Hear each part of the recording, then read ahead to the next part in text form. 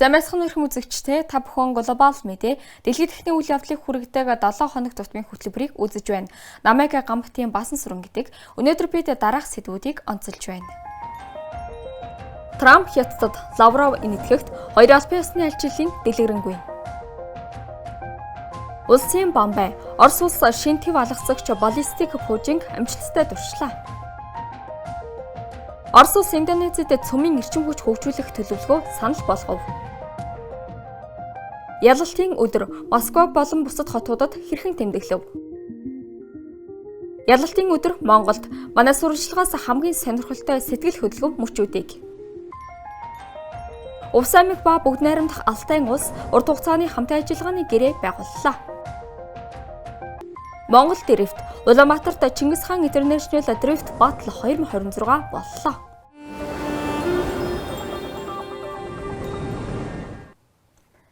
Энэ 7 хоногт дэлхийн бодлогод чухал нөлөөтэй хоёр албан ёсны альчлал боллоо. 9 жилийн дараа анх удаа Америк нэгдсэн улсын ерөнхийлөгч Хятадд альчилсан бол яг энэ үед Оросын холбооны улсын гадаад хэргийн сайд Шанхай хамтын ажиллагааны байгууллагын дээд хэмжээний уулзалтад оролцохоор энэтхэгт хүрэлцэн ирлээ. Дэлгэрэнгүй манай сурвалжлагаас. Дональд Трамп Бээжин хотод хүрэлцэн ирлээ. Америк нэгдсэн улсын ерөнхийлөгчид сүүлийн 9 жилийн хугацаанд Хятадд айлчлаагүй юм. Хоёр улсын харилцаа хүүдэрсэн гол шалтгаан нь Тайваны асуудалтай холбоотой байр суурийн зөрүү юм. Айлчлалыг Трампын дуртай хэв маягаар сүр жавхлантай зохион байгуулжээ. Улаан хэвс, найрал хөгжим, онгоцны шатны дэргэдэх цэцгэс гээд бүх зүйл бэлэн байв. Гэвч бүгд найрамдах Хятад ард улсын дарга Си Жинпинтэй хийх хэлцээ амаргүй байх төлөвтэй байна. Юуны өмнө Тайваны асуудлаас үүдэлтэй санал зөрөлдөөнөөс шалтгаалж байгаа юм. Өнгөрсөн оны сүүлээр Америк нэгдсэн улс Тайванд 10 тэрбум Америк доллароос давсан хэмжээний зэвсэг нийлүүлсэн. Энийн хариуд Хятад улс арлын орчимд томоохон цэргийн сургуулалт зохион байгуулжээ. Трампын хувьд бас нэг хүндрэлтэй сэдэв бол ойрох дорнод дах дайн юм. Иран бол Хятадын чухал түнш. Ормозын хоолой хаагдсанаас болж Хятадын олон усан онгоц Персийн булан болон тэрний ойролцоо сааджээ. Энэ нь Хятадын эдийн засагт сөргөөр нөлөөлж байгаа юм. Түүнчлэн Трампын үед Хятадын бараанд ногдуулсан хориг арга хэмжээ болон нэмэгдүүлсэн гайлын тарифч мөн адил дарамт болж байна. Трамп Хятадын тааврыг тайлахыг оролдож байх үед өмнө зүгт энэтхэгт Оросын холбооны улсын гадаад хэргийн сайд Сергей Лавровыг угтан авч байлаа. Тэрээр Шанхай хамтын ажиллагааны байгууллагын дээд хэмжээний уулзалтад оролцохоор иржээ. Хятад Америк нэгдсэн улсын харилцаанаас ялгаатай нэнд ямар нэгэн санал зөрөлдөөн байхгүй. Шхаб нь дэлхийн томоохон гүрнүүдийг нэгтгэдэг бөгөөд 2009 оноос хойш тогтвортой үйл ажиллагаа явуулж байна. Нью Дели хотод болох уулзалтын өмнө Лавров энэтхэгийн гадаад хэргийн сайд Субраманиам Жайшанкартай хэлэлцээ хийжээ. Дэлхийд болж буй асуудлыг бид бий болгоогүй. Гэхдээ тэдгээрийг шийдвэрлэхийн тулд бид нэгдэх ёстой. Ийм өргөн хүрээний сорилтуудыг Шхаб зэрэг байгууллагын хүрээнд хамтран даван туулах хэрэгтэй юм. Өнөөдрийн хоёр талын болон олон улсын асуудлуудын талаар тантай ярилцах боломжийг би өндөр үнэлж байна.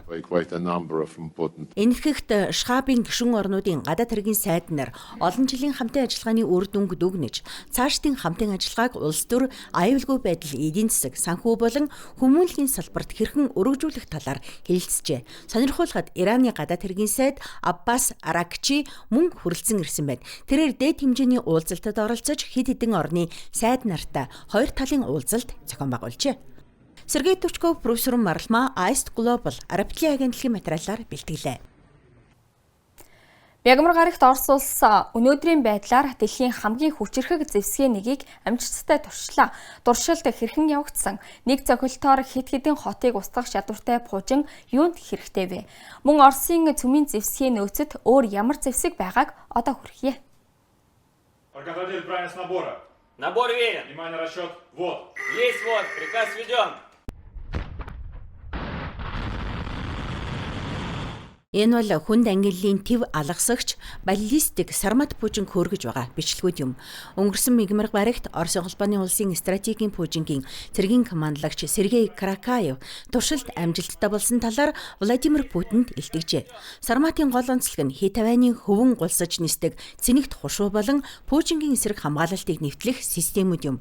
Энэ бүхэн түүнийг одоо байгаа ямар ч хамгаалалтын системд баригдашгүй болгодог. Путиний хэлснээр уг пуужингийн тусгал 35,000 км-с давж болцсошгүй.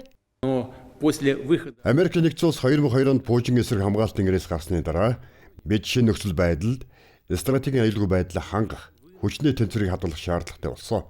Иймээс дэлхийд ижил төстэй зүйлгүй одоо болон ирээдүйн Путин эсрэг системийг найдвартай даван туулах чадвартай шинэ зохицуулбаруудыг хөгжүүлэх ажлыг эхлүүлсэн. необходимости сохранения. Америкийн нэгдсэн улсын армийн офицераас одоо цэргийн шинжээч Станислав Крапивникийн хэлснээр ийм төрлийн зэвсгээс хамгаалах хэрэгсэл одоогоор Америкийн нэгдсэн улсад ч дэлхийн аль ч улсад байхгүй байна.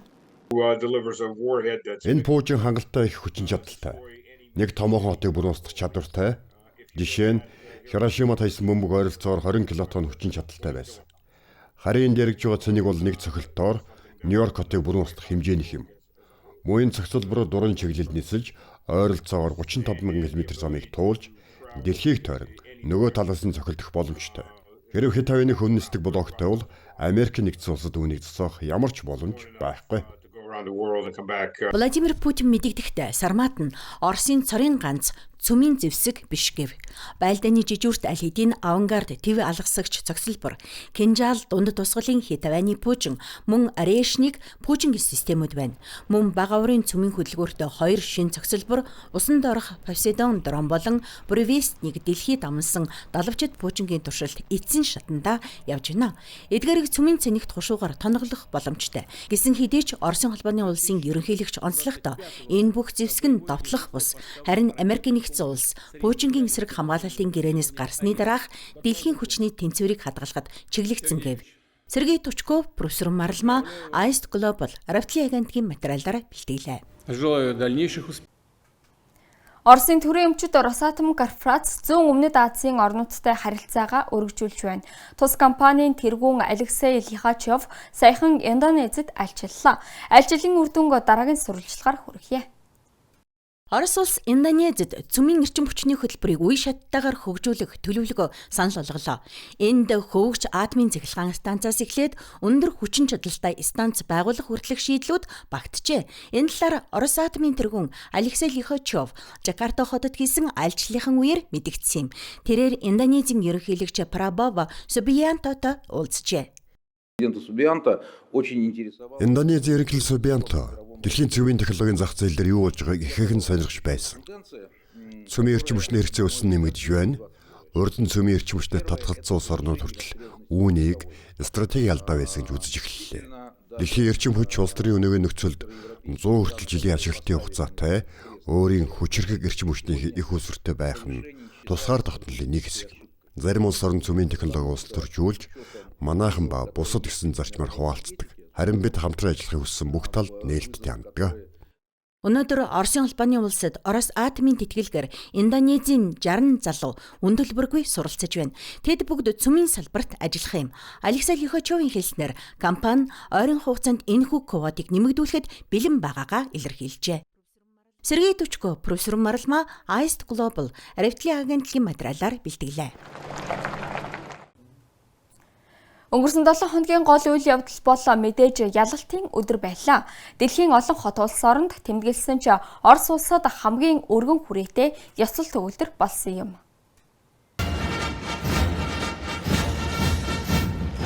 Энэ жилийн Москва хотын улаан талбай дахь уламжлалт цэргийн баярын жагсаал хуурай замын цэргийн техникийг үзүүлэхгүйгээр зохион байгуулагдлаа. Зохион байгуулагчид энийг аюулгүй байдлын үүднээс тайлбарласан. Гэхдээ энэнээс олж Прад сүр жавхлангаа алдаагүй юм. Оросын төв талбайгаар цэргийн төрөл бүрийн анги нэгтгэлүүд жагсаж, тэнгэрт Оросын баатрууд, стрижийн нисэх багууд ур чадвараа гайхууллаа.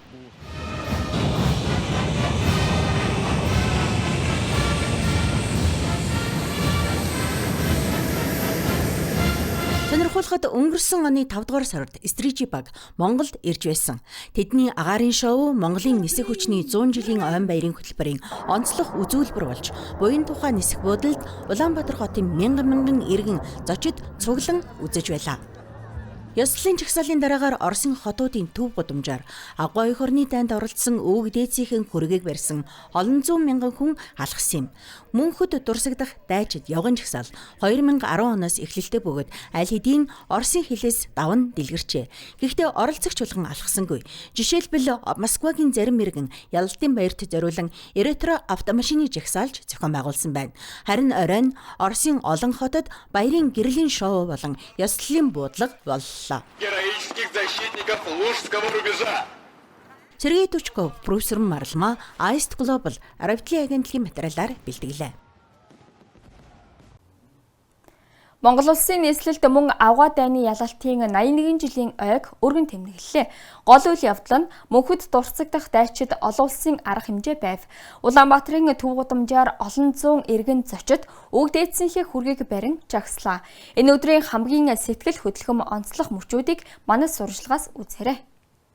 Өнөөдөр Монгол дахь Оросын холбооны улсын элчин сайдын яамд агуу эх орны дайны ялалтын өдөрт зориулсан хүндэтгэлийн хүлээн авалт болж байна. Элчин сайдын яамны үүдэнд халах голын тулалдаанд зориулсан томоохон үзэсгэлэн дэлгэгдэжээ. Энэ үзэсгэлэн дайны жилүүдэд Монгол улс зөвлөг Хятад улсад ямар их тусламж үзүүлсэнийг тодхон харуулж байна. Юуны өмнө ялалтын баярт зориулан Брэдаас Улаанбаатарт дурсамжийн галыг авчирчээ. Өнгөрсөн жил Монгол улс дурсамжийн гал арга хэмжээг хүлээн авсан 21 дахь улс болсон. Би Монгол дахь Оросын холбооны улсын элчин сайдын яамд хамтран ажилласанд нь маш их талархаж байна. Өнөөдөр бид дурсамжийн галыг 2 дахь удаага авчирлаа. Би энэ галыг Москвад үл мэдэгдэх цэргийн булчнаас авсан. Энэ гал Оросын 71 бүс нутаг болон дэлхийн 14 улсад хүрсэн юм. Элчин сайдын яамд болсон уулзалтад Монголын Ахмад дайчид Ахмадууд цугларлаа. Тэд бол ялалтад хувь нэмрээ оруулсан хүмүүс юм. Тэр аймагч жилүүдэд манай улсын хамгийн үнэнч чин сэтгэлийн найдвартай хамт нөхөр нь Монгол улс байсан. Дайны жилүүдэд түүнээс хойш хэдэн 10 жилдж бид Монгол найз нөхдийнхөө чин сэтгэлийн харамгүй дэмжлэгийг огтхонч мартаагүй.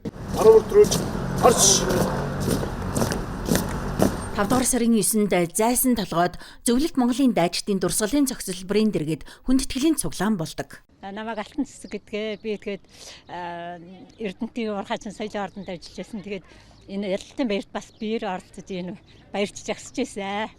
Тэгээд энэ баяр бол маш их төвөгтэй гоё баяраа. Яагаад гэвэл одоо энэ өвгдөөс маань энд оролцож их олон хүмүүс миний таньдаг мэддэг хүмүүс их оролцож байсан. Их төвөгт баяраа.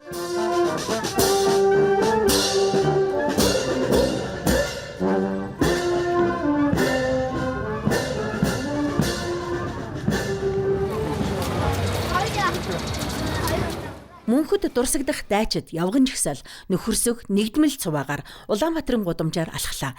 Энэхүү арга хэмжээнд нийслэлийн олон зуун иргэн зочид оролцов. Монголын ард түмэн энэ хамтын ялалтыг санаж хүндэтгэж байгаад би баяртай байна. Энэ бол миний өвөө. Тэр өөр байгалийн хязгаарын уугуул дайнаас амьд буцаж ирсэн. Гэхдээ дайн уул мөрөө үлдээсэн.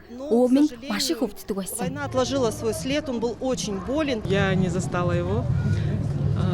Би өвөөтэйгөө амьд зэрүүнд нь уулзах чадаагүй. Харин өнөөдөр Монголд бид анхудаа мөнхөд дурсагдах дайчид арга хэмжээнд нэгдэж өвөг дээдсийнхээ хүргийг барин алхаж байна. Бид тэдний ялалтын төлөө байгуулсан гавьяаг нэр төртэй бахархалтайгаар дурсаж байна. Я приехала в Улан-Батор из города-героя Тулы. Би Баатар хотод Тулаагаас Улаанбаатарт ирсэн.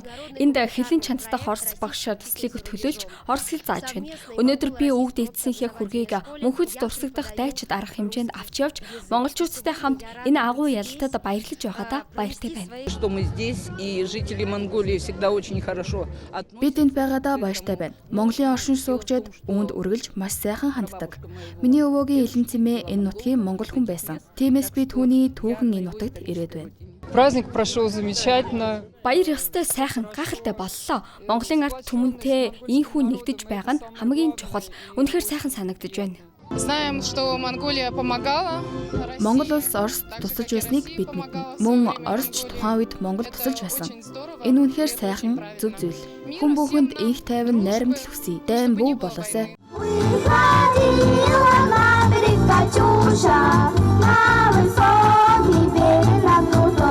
Цуваа маршал Жокуийн хөшөөний дэргэд болсон цуглаан тоглолтоор өндөрлөлөө.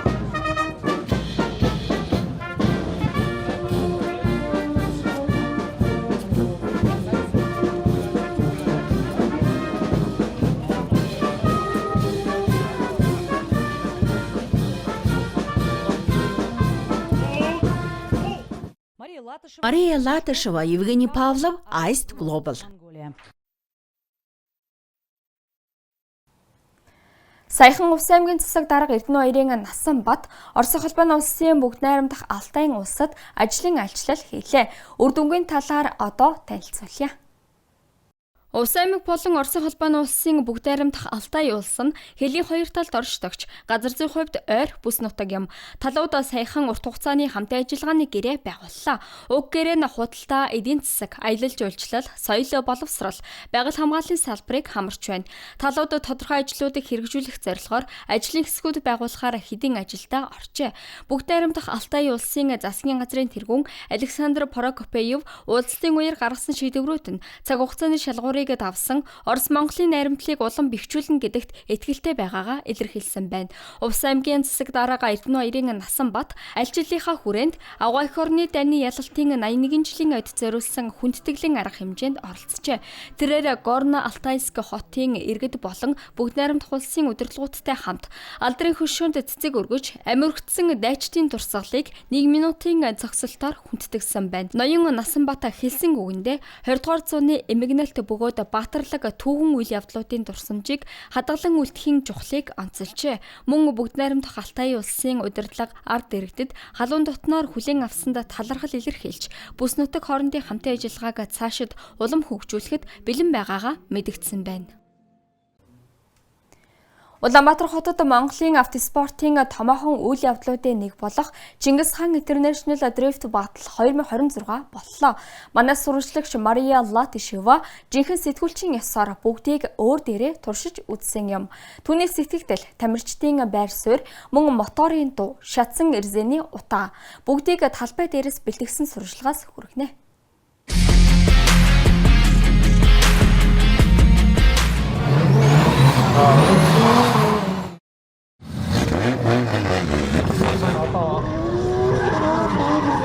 Шилдэг дрифтчид Улаанбаатараас хэдхэн километрийн зайд цугларчээ. Ямар гайхалтай машинууд, ямар хүчтэй тамирчид Чингис хаан олон улсын дрифт баатал ирснийг хараарай. Уралдаан 3 өдөр үргэлжилнэ. 3 өдрийн турш тэд дугуйгаар шатаана. Харин үзэгчид бид энэ гайхалтай үзүүштэй шоуг таашаан үзэх болно.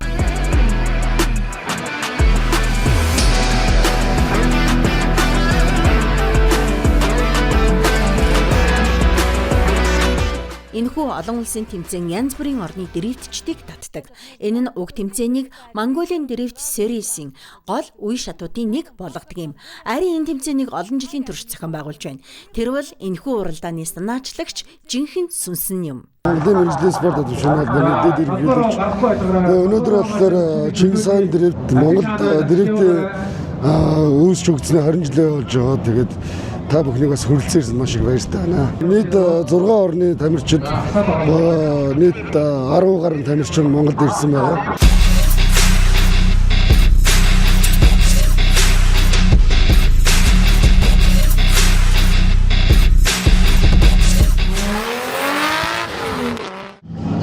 Найзуудаа, ийм уралдаанд тэр бүр ирээд байдгүй хүний хувьд өнөөдөр энэ бүхэн надад үнэхээр гайхалтай санагдаж байна. Энд эмэгтэй уралдаанчид хүртэл байна. Харин эрэгтэй тамирчдын хувьд олон арвын тэмцээний туршлагатай. Олонх нь Монголда аваргууд. Тиймээс өнөөдрийн гараанууд маш сонирхолтой болох нь гарцаагүй. Дрифт клубын тамирчин байна. Энэ спортоор хичээлээд одоо 2 дахь жилдээ явж байна. Тэгээ сонирхчтой ангилд ордог. Ихтэй тамирчдын хувьд миний ганц тулгардаг асуудал юм бол карданаад даахгүй жоохон хүнд байгаад байдаг. Тэрнээс бусдаараа бол ерөнхийдөө гайгүй дээ. Ялгаагүй л нөгөө хүмүүс учраас ихтэй тэгээд ядгаад нэг байгаад байгаа гайгүй.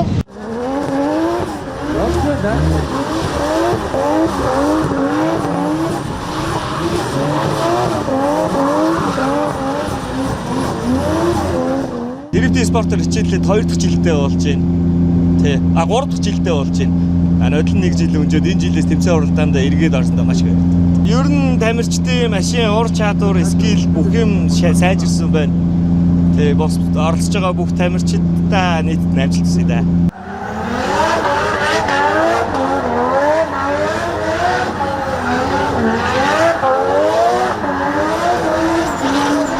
Бүх өрсөлдөгч тамирчтай амжилт хүсье. Гад гарсан тэмцээн үзүүлэх болно. Монгол 63 гээ циркул дээр 21 онд улсын аварга олж төрүүлж ирсэн.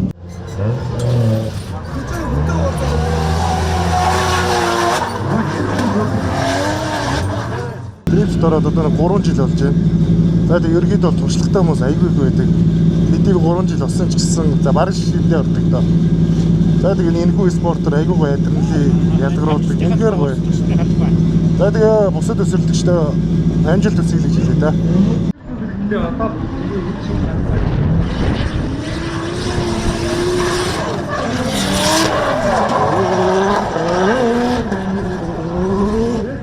Арт-тим клубын амир човын дугаар зов Бацаахан гэдэг дрифт спортоор хичээлээд одоо 3 дахь жилдээ болж байна. Мэдээж хүчтэй өрсөлдөгч нар зөндөө байгаа. Бүгдээрээ нэг сараас хойш болоод энэ тэмцээнд бишнэ болцсон байсан.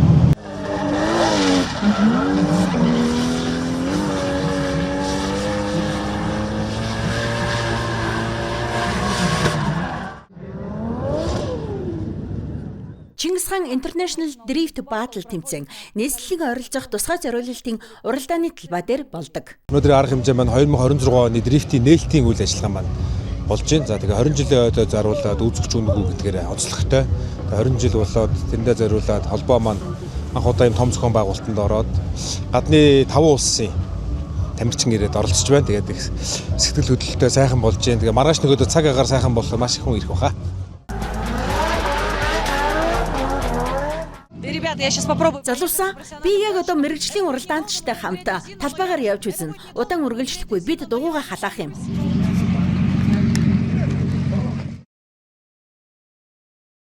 Би хэдийн айгаад эхэлчихлээ шүү.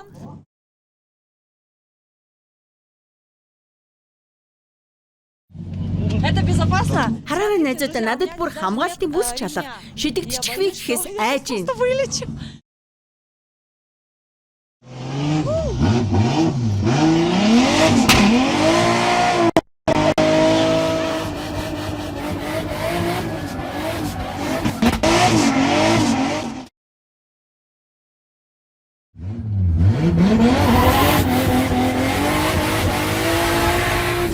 Би илүү амар байх болов уу гэж бодсон. Үнэн дээр айх юм алгаа.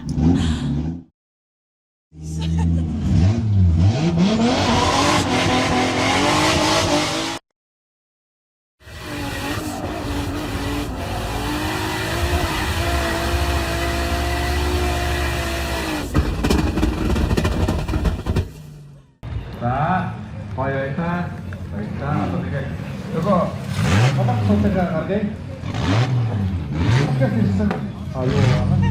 What's your name? Чамаг хин гэдэг үү?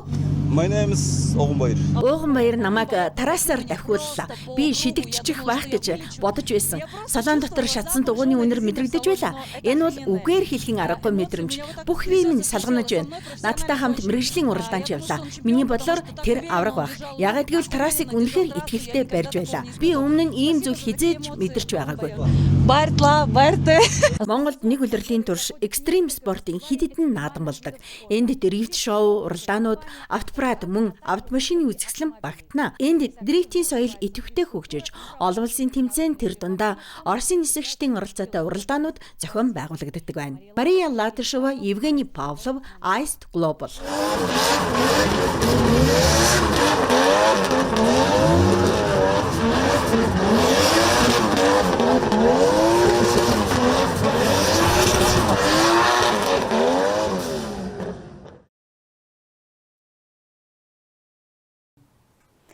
Ингээд бидний энэ удаагийн дугаар өндөрлөж байна. Та бүхэнтэй гамбтын баасан сүрэн болон глобал мэдээ хөтөлбөр байлаа. Дараагийн шин дугаар ирэх баасан гарагт өөрсдийгөө болон дотны хүмүүсээ хайрлаж хамгаалаарай.